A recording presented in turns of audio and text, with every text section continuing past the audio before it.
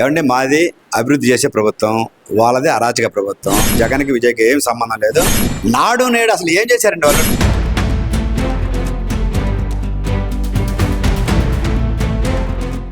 గతంలో చూసాం, బెల్టుల దగ్గర నుంచి ఆడుదాం ఆంధ్రాలో క్రికెట్లో ఉన్న కార్డుల వరకు బొమ్మలు వేసుకున్న పరిస్థితి గత ప్రభుత్వంలో. ప్రస్తుతం ఉన్న ప్రభుత్వం నేషనల్ మీడియా దాకా గవర్నమెంట్ స్కూళ్ళ మీద కూడా, గవర్నమెంట్ స్కూళ్ళ విద్యార్థుల ఫోటోలు వేసి నిలబడి అని ఫోటో వేసినా సరే అందులో లోకేష్ గారిది కానీ, లేదంటే చంద్రబాబు నాయుడు గారిది కానీ, పవన్ కళ్యాణ్ గారిది కానీ ఫోటో వేసుకునే పరిస్థితి. ఈ రెండు సంఘటనలను ఎలా చూసుకోవాలంటారు? నమస్కారం. ఇప్పుడు గత ప్రభుత్వం అనేది ఏంటంటే వాళ్ళ పబ్లిసిటీ పిచ్చి. ఇప్పుడు పొలాల దగ్గర ఉన్న రాళ్ళ మీద నుంచి చచ్చిపోయిన శవాల దగ్గర కూడా ఉండే రాళ్ళ మీద కూడా వేసుకునే స్టేజ్ వాళ్ళది. మాదేమో నిబద్ధత గల నిజాయితీ గల ప్రభుత్వం కాబట్టి మేము ఎక్కడ ఫోటోలు అవసరంలా. మాకు ఆంధ్రప్రదేశ్ అమరావతిలో పూర్ణ కుంభంతో ఉన్న సింబల్ చాలు మాకు. అదే ఈ రాష్ట్రానికి అమరావతి సింబల్. దాన్ని ఇప్పుడు పవన్ కళ్యాణ్ గారు కానీ, లోకేష్ బాబు గారు కానీ, చంద్రబాబు నాయుడు గారు కానీ మేము ఎక్కడ ఫోటోలు, మాకు ఆ పిచ్చి లేదు. మేము అభివృద్ధి చేసే నాయకులు, అంతేగాని పబ్లిసిటీ నాయకులం కాదు.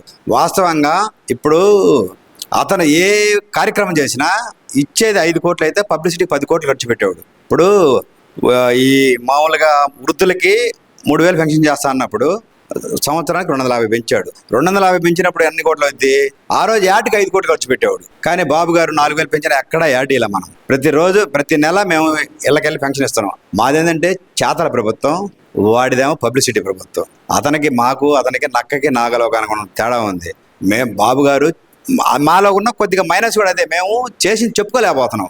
పోయినసారి గత 2014 నుంచి 19 దాకా బాగా చేసినా కూడా ప్రజల్లోకి తీసుకెళ్ళలేకపోయాక వాళ్ళు చెప్పే నెగిటివ్ ఎక్కువ వెళ్ళి కొద్దిగా మైనస్ అయింది మాకు. ఈసారి బాబు గారు అదే చెప్తున్నారు, మాకు మనం చేస్తున్నాము కానీ పబ్లిసిటీ మీరు చెప్పుకోలేకపోతున్నారు. ప్రజల్లోకి వెళ్ళి చెప్పండి, మనం జరిగిందే చెప్పండి. మనం పెన్షన్ 4,000 ఇస్తున్నాము, వృద్ధులకు 6,000 ఇస్తున్నాము, బెడ్ షీట్ వాళ్ళకి 15,000 ఇస్తున్నాము, బెడ్ రీడ్ వాళ్ళకి ఇన్ని పనులు చేస్తున్నాము, తల్లికి వందనం ఇస్తున్నాము. ఇన్ని కార్యక్రమాలు ఎక్కడ ఈ దేశంలో ఏ రాష్ట్రం చేయట్లా. కానీ మనం చెప్పుకోవడంలో కొద్దిగా వెనకాల పడిపోతున్నాము. మీరు కార్యకర్తలు ఇప్పుడు 1 కోటి మంది సభ్యత్వం ఉంది మన తెలుగుదేశం పార్టీకి, ప్లస్ కూటమి జనసేన ఉంది, బీజేపీ ఉంది. మీరు వెళ్ళి చెప్పండి, ప్రజల్లోకి వెళ్ళి చెప్పండి, జరిగిందే చెప్పండి. ఇప్పుడు అమరావతిలో 30,000 మంది వర్కర్లు పనిచేస్తా ఉన్నారు. అమరావతిలో 30,000 మంది వర్కర్లు పనిచేస్తా ఉంటే అక్కడేం పని లేదు, అంత గ్రాఫిక్స్ అంటారు. కళ్ళు లేనోడికి అన్ని గ్రాఫిక్స్ కానీ పనిచేస్తాయి. ఏమంటే మాది అభివృద్ధి చేసే ప్రభుత్వం, వాళ్ళది అరాచక ప్రభుత్వం.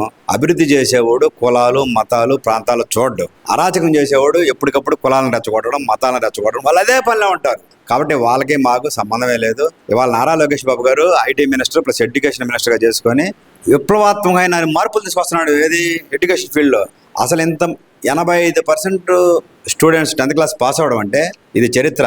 దాన్ని మామూలుగా ఆంధ్రజ్యోతిలో కానీ, ఈనాడులో కానీ గవర్నమెంట్ యాడ్ ఇచ్చింది. ఇదిగో మా ఆంధ్రప్రదేశ్ పిల్లలు గవర్నమెంట్ స్కూల్లో చదివే పిల్లలు తక్కువేం కాదు, కార్పొరేట్ ధీటుగా 592 వచ్చినాయి ఒక పాపకి. అసలు అంటే 85.15% పాస్ అయ్యారు. నెక్స్ట్కి 90% గవర్నమెంట్ ఇది. ఆ తర్వాత ఇంకా అసలు కార్పొరేట్ స్కూళ్ళని వెనకాల పడిపోవడమే. అంటే ఇక్కడ వాళ్ళు అంటున్నారు ఏంటంటే, గతంలో నాడు నేడు అంటూ జగన్మోహన్ రెడ్డి తీసుకున్న విధానం వల్లే ఇప్పుడు విద్యా వ్యవస్థలో మార్పులు వచ్చినాయి, లోకేష్ వచ్చి చేసింది ఏమీ లేదు అంటున్నారు కదా. మరి నాడు నేడు అసలు ఏం చేశారండి వాళ్ళు? నాడు నేడులో ఉన్న మొక్కల్ని సావగొట్టి స్కూళ్ళల్లో ఇష్టం వచ్చినట్టు చేసి ఏం చేశారు? ఒక షూ ఇస్తే కల్తీ. అప్పుడు మేము 2014 నుంచి 19 దాకా సైకిల్ ఇచ్చాం ఆడపిల్లలందరికీ. స్కూల్స్లో గవర్నమెంట్ స్కూల్స్ అందరి పిల్లలకి సైకిల్ ఇచ్చాం. ఆ సైకిల్ ఎత్తేసారు. సైకిల్ కొన్ని లక్షలు సైకిళ్ళు ఉంటే ఆయన పాడుపడేశారు. ఇప్పుడు వాళ్ళు ఇచ్చే బూట్లో నాణ్యత లేదు, డ్రెస్సుల్లో నాణ్యత లేదు, స్కూల్ బ్యాగుల మీద కూడా యాడ్ వేసుకున్నాడు. కానీ జగన్ బొమ్మ వేసుకున్నాడు. అది ఎక్కడన్నా బొమ్మ ఉందా? నాడు నేడు అసలు ఏంటి? నాడు నేడు మీటింగ్ అయింది అంటే నాడు అప్పుడు మేము బాగా చేయలేదన్నా.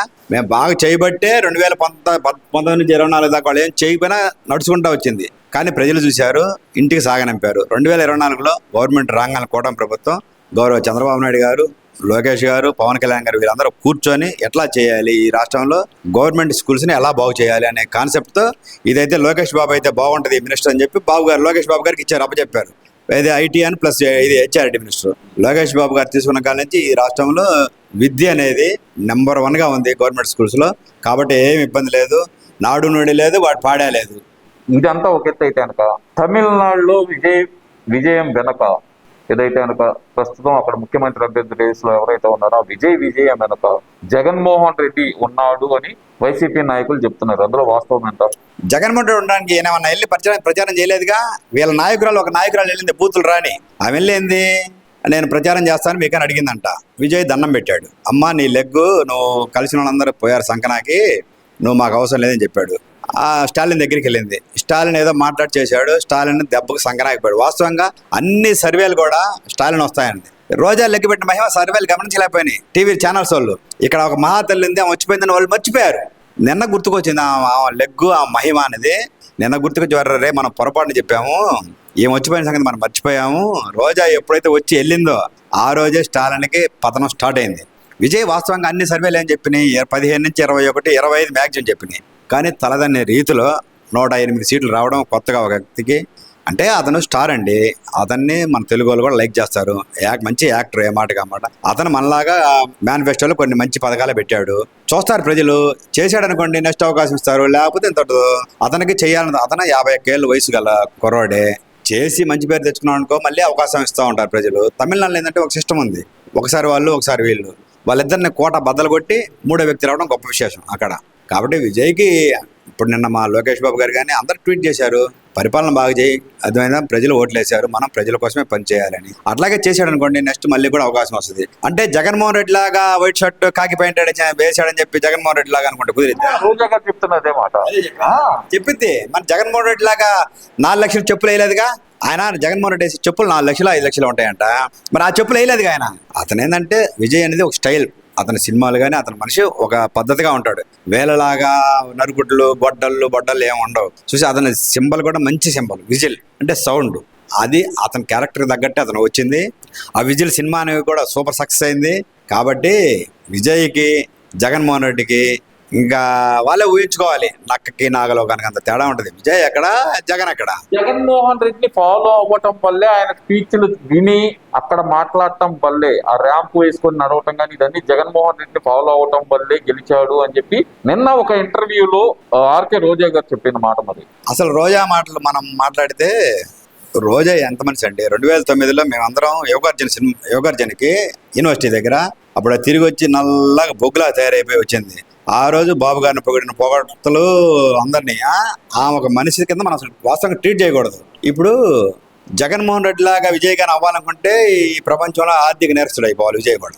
ఎందుకంటే అతను 43,000 కోట్లు అటాచ్ చేసి ఉంది. సిబిఐ, ఈడీ 9 కేసులు ఉన్నాయి, సిబిఐ 13 కేసులు ఉన్నాయి. ఇప్పుడు మళ్ళీ బాబాయ్ గొడవలకి మర్డర్ కేసు ఉంది, లిక్కర్ కేసు ఉంది.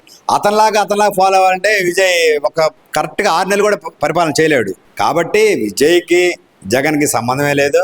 అందులో తమిళనాడు ప్రజలు చాలా జాగ్రత్తగా ఉంటారు. వాళ్ళ సెంటిమెంట్లు, ద్రవిడ్ వాళ్ళ భాష, వాళ్ళ అల్లాటప్పగా ఉండదు.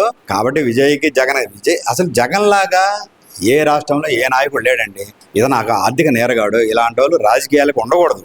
ఎందుకంటే ఉంటే చాలా ప్రాబ్లమ్స్ వస్తాయి ముందు. అందుకని జగన్కి విజయ్కి ఏం సంబంధం లేదు. విజయ్ రూటు విజయ్ది, జగన్ రూటు జగన్ది. ఈ వీడియో నచ్చితే లైక్ చేయండి. అలాగే మా ఛానల్ ని ఫస్ట్ టైం కనుక చూస్తున్నట్టయితే ఇప్పుడే సబ్స్క్రైబ్ చేసుకుని పక్కనే ఉన్న గంట సింబల్ ని యాక్టివేట్ చేసుకోండి. అప్పుడే మేము పెట్టే ప్రతి వీడియో మీకు నోటిఫికేషన్ గా వస్తుంది. అలాగే ఈ వీడియో పూర్తిగా చూసినందుకు ధన్యవాదాలు.